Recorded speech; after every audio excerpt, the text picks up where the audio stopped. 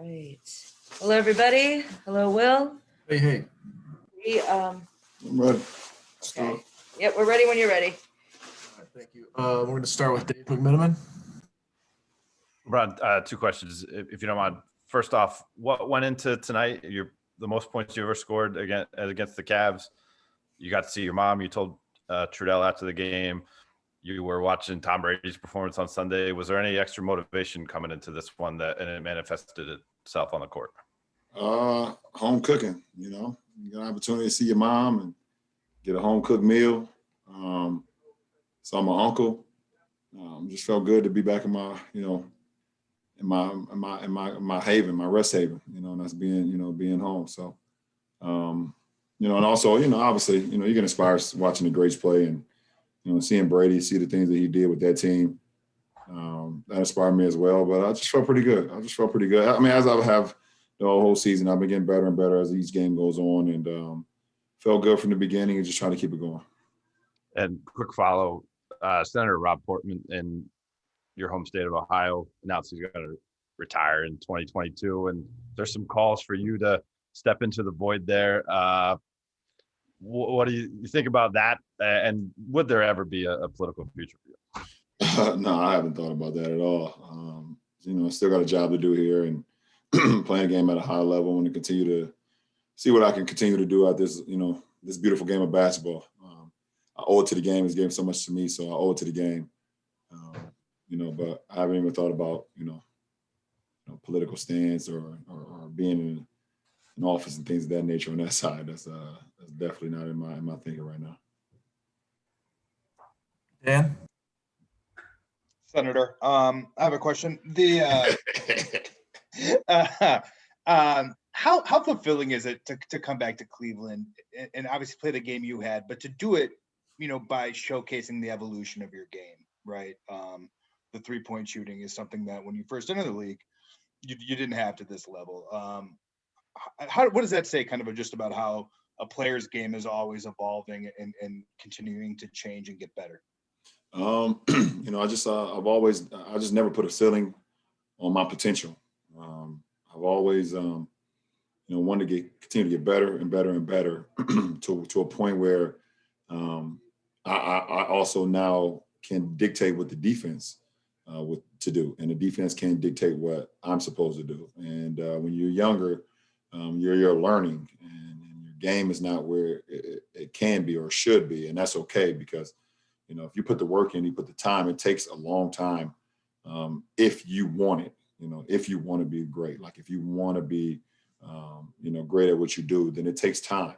And I understood that, and it takes adversity after adversity after adversity. And I saw a clip, which was great yesterday from my good friend Travis Kelce when Nicole Hardman fumbled that punt return. He went to him on the bench and said, after the next possession, he got the end around for 51 yards, and then they went to him on the quick screen pass for a touchdown. Travis Kelce went to him on the sideline and said, that's how you handle adversity. That's how you handle adversity. You know how you handle it? You smack it in the mouth. And for me, I've always tried to handle adversity by just saying, let's smack it in the mouth and let's continue to get better and better and better. And the best teacher in life is experience. So I thought it's been part of my career. Bill Orm? Hey, LeBron, can you take us through your day leading up to the game today and what you were not able to do that you would normally do in a game back in Cleveland? And what were some of the things that you obviously mentioned your mom, but the things you were able to do that? Well, besides not being able to stay at my own home, that's the only thing that was different. But I treated it just like a road game. I woke up, got treatment early, iced down, started to prepare for the game. We had our team meeting, ate breakfast, and then I took my pregame nap, and got up. As soon as I got up, I started preparing for the game a little bit, and then I put the film down. Then I started watching Frank Sinatra documentary. I finished that first episode, and then I got dressed and came to the arena, started to prepare for the game. So normal game day routine for me, probably besides the documentary, but I had a little bit more time because it was an 8 o'clock game, so I got an opportunity to watch the Sinatra doc for a little bit. Kyle? LeBron, at the end of the third quarter, you missed a shot, and it looked like you were having an interaction with somebody on the sideline across from the Cleveland bench. I was wondering who that was, if that's someone you know, and if that added a little fuel to the fire, having someone sitting there live. There's someone I know for sure. Felt like he was just a little bit too excited about seeing me miss, and so that's what happened. Anything else on that, or he knows who he is, or? Yeah, I know who he is. He's part of the front office group. But he was really excited about me missing, that shot a little bit more extra than I would have liked, but he got a root for his team, obviously, and he was, he showcased that. So, I knew I had another quarter, and the fourth quarter is my favorite. Jason Lloyd. Wow, so many ways to go after that one, but this has happened twice now where you leave and they have to put the wheels back on the organization and they rebuild this thing over a couple of years. Do you pay closer attention to them than you do any of the other teams just because it's hometown? Or are they just 1-29 aside on the nights when you're not playing them? Do you watch them at all during the season? Yeah, I still watch them because I still got a couple of teammates on the team, and then like a little brother of mine is on the team as well, and Darius Garland. Obviously, Kev is still here. Jetty is one of my. Obviously, you guys know my relationship with Jetty. I love that kid so much. I got an opportunity to play with Larry Jr. as well. And then the staff. Besides, I didn't play for for Coach JB, but a lot of their staff members are still over there. As well that I spent a lot of years with, and probably I call him the greatest equipment guy in the world. Mark Cashman, aka Cobra, he's phenomenal. Love that guy. I do play. I always pay close attention to what's going on, and I think JB has done a hell of a job, and they've been drafting well and made a couple of trades, but you can tell that team is improving. They got some young guards that's very dynamic, and Colin and Darius, and the rest of it they can build around. So got some very young pieces that they can put their future behind. So we see what happens. Can you give us the initials Of who? Of the front office guy? No.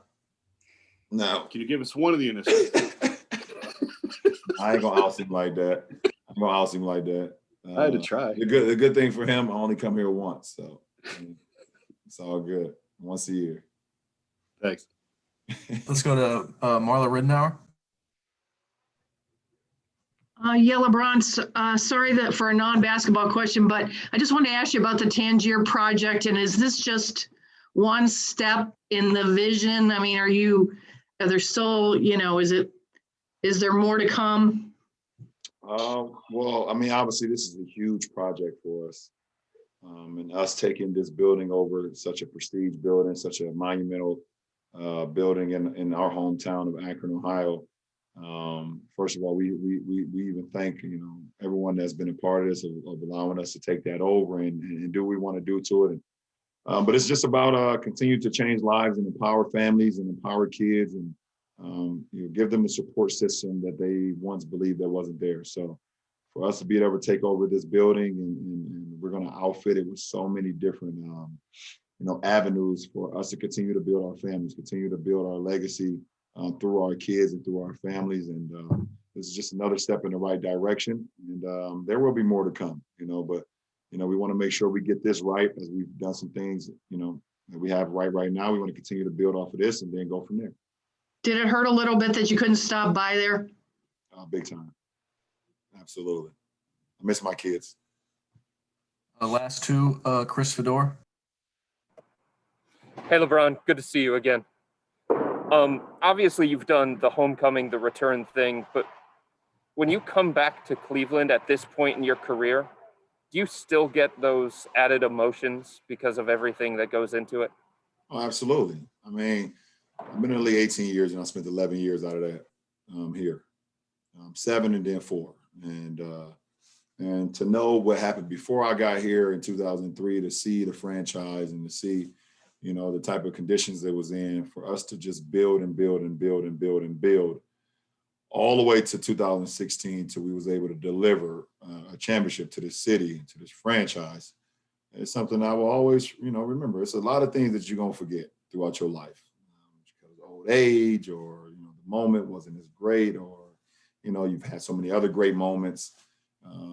But the moment that I spent here and the championship that we had in 16 and, you know, me being drafted here, those are just moments I will never forget. So I would be unhuman, even though you guys probably think I am unhuman the way I play the game, but emotionally, you know, it's still there always. And then was there something that said front office member said to you that really struck a nerve? No, he didn't say a word. I told you, he was just a little bit too excited about me missing that shot.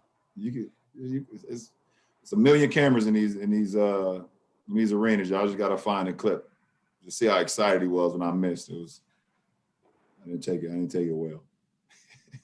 Last question, Rachel Nichols. LeBron, you have stretches of regular seasons over the years where you've worked on different things. I remember one year in Miami where you were very focused on your efficiency, right, for the whole month and different things like that. What are you focusing on in your game right now? What are you tinkering with or working to get better? You know, right now it's all about rhythm, and continue to work on my conditioning. Obviously, after the short off season, I didn't get an opportunity to really dive into the lab like I've grown accustomed to over my career, where I can break down a lot of film and then break down areas where I know I need to get better at. I didn't have much time, obviously, because of the quick restart. I didn't have much time to do that. So, you know, working myself back into to rhythm, working myself back into, you know, the best condition I can be in for the long haul is what I'm really thinking about right now. And also just keeping my mind sharp. You know, it's very challenging, you know, when you do what we did in the bubble and then, you know, come right back to it, you know, 61 or 71 days later, 71 days, I think it was something like that. It was just, you know, didn't even get an opportunity to kind of like let your mind I couldn't even just like relax or just let my mind just go elsewhere. In the back of my mind, you know, once they set that date for December 1st, my mind was already had to think about basketball. So, you know, just keeping my mind sharp. That's the most important. You know, that's the most important right now. Getting some great sleep, you know, fueling my body with the right nutrition and things of that nature, and then just keeping my mind sharp. What are some things you can do for that to keep your mind sharp in the way that you're talking about? I can't tell all my secrets. I already got an open door policy with this league for players that won't guide us, but I can't tell it all. I got to save some for my book, Rachel. Good deal. Dave, thanks for the recommendation too on the doc too. It's pretty good so far. I'll let you know when I'm done watching episode 2. Yeah, you got it. Appreciate it. Thanks, guys. Thanks, everyone. Have a good night. Thank you. You too.